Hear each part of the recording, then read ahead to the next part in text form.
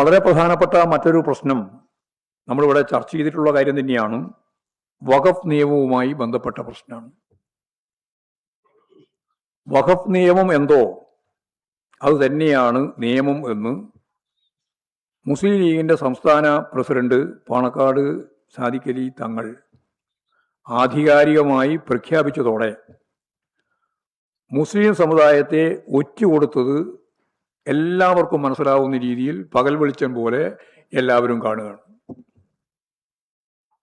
അപ്പോൾ എന്താണോ വഖഫ് നിയമം അതാണ് നിയമം എന്നാണ് അദ്ദേഹം പറയുന്നത്. 2 അമുസ്ലിം വിഭാഗത്തിൽപ്പെട്ടവരെ നിർബന്ധമായും ഉൾപ്പെടുത്തണമെന്ന് മുസ്ലിം ഈ വഖഫ് ബോർഡിൽ ന്യൂനപക്ഷത്തിന്റെ താല്പര്യം സംരക്ഷിക്കുന്നതുമായിട്ട് ബന്ധപ്പെട്ട് ഇന്ത്യയിൽ ഉടനീളം ചർച്ച വന്നപ്പോൾ ഈ 2 അമുസ്ലിങ്ങളെ വഖഫ് ബോർഡിൽ ഉൾപ്പെടുത്തണമെന്ന ധാരണയിൽ കേസായി സുപ്രീം കോടതിയിൽ പോവുകയാണ് കേരളം ഉൾപ്പെടെ ചെയ്തത്. കേരളമുണ്ട്, തമിഴ്നാടുമുണ്ട്. വഖഫ് ബോർഡ് രൂപീകരിച്ചപ്പോൾ തമിഴ്നാട്ടിലെയും കേരളത്തിലെയും ഗവൺമെൻറ്റുകൾ അന്ന് അവിടെ സ്റ്റാലിൻ്റെ ഗവൺമെൻറ്റാണ്, ഇവിടെ പിണറായി ഗവൺമെൻറ്റാണ്. 2 ഗവൺമെൻറ്റുകളും അമുസ്ലിങ്ങളെ വഖഫ് ബോർഡിൻ്റെ ഭാഗമായി ഉൾപ്പെടുത്തിയില്ല. അത് സംബന്ധിച്ച് വി.ഡി. സതീശൻ കേരളത്തിൻ്റെ മുഖ്യമന്ത്രി പറഞ്ഞത്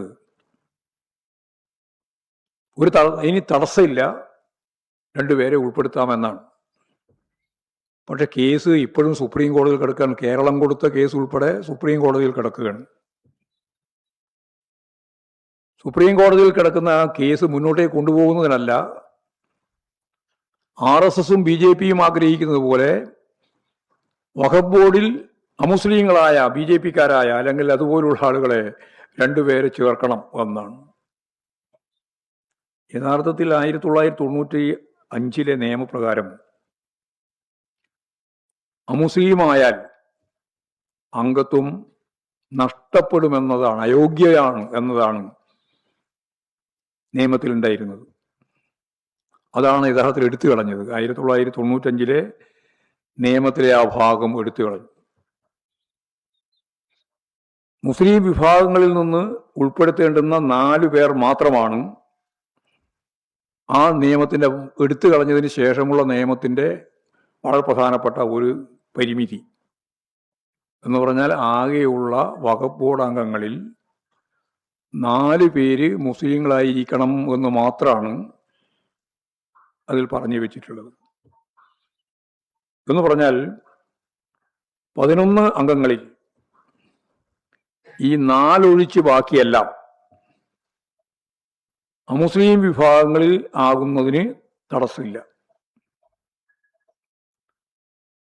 ഈ 4 പേരുടെ കാര്യത്തിൽ തന്നെ മുസ്ലിം ഇല്ലെങ്കിൽ മറ്റുള്ളവരെ നിയമിക്കാം എന്നും നിയമം വ്യവസ്ഥ ചെയ്യുന്നുണ്ട്. ഇപ്പോൾ നേരത്തെ പറഞ്ഞ 4-ൽ തന്നെ വേണമെങ്കിൽ മുസ്ലിങ്ങളെ ഒഴിവാക്കാം. അപ്പോൾ ഇസ്ലാമിക വിശ്വാസമനുസരിച്ച് വഖഫ് കൈകാര്യം ചെയ്യാൻ പൂർണ്ണമായും അമുസ്ലിം വിഭാഗത്തെ ഏൽപ്പിക്കുന്നതിൽ ഇനി വിരോധമില്ല എന്നാണ് ലീഗ് പ്രസിഡന്റിന്റെ വ്യാഖ്യാനം. ഇത് ഞാൻ വെറുതെ പറയുന്നതല്ല. മധ്യപ്രദേശിലെ വഖഫ് ബോർഡിന്റെ ചെയർമാൻ BJP മന്ത്രിയാണ്. BJPയുടെ ഒരു മന്ത്രിക്ക് ആ ചെയർമാൻ ആവാൻ സാധിക്കുന്നു എന്നുള്ളതാണ് വഖഫ് ബോർഡിന്റെ നിയമത്തിന്റെ പരിമിതി. അധികാരത്തിനായി എന്തും ഏത് രീതിയിലുള്ള അവരുടെ പ്രഖ്യാപിത നിലപാടുകളെയും മാറ്റാം എന്ന വഞ്ചനയാണ് മുസ്ലിം ലീഗ് ഇപ്പോഴും നടത്തിയിട്ടുള്ളത്.